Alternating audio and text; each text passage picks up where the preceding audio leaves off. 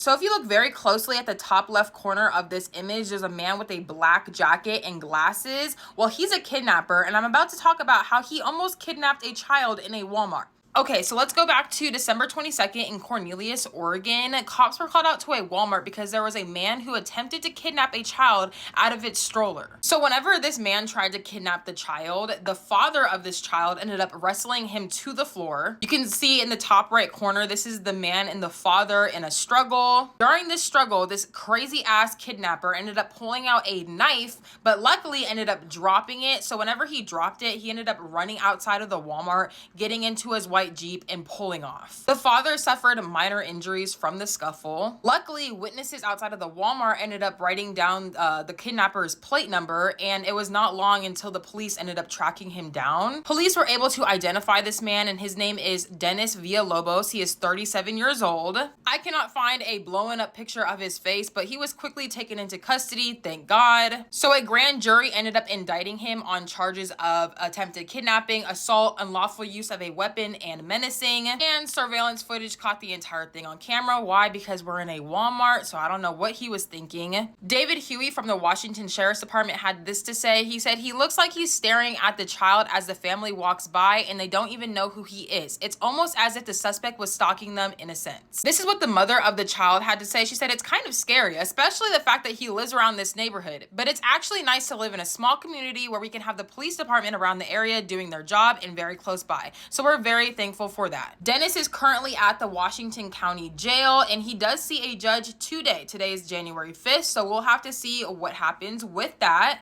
Final thoughts on this case is that people are insane, and this is extremely traumatizing for that child, for that family.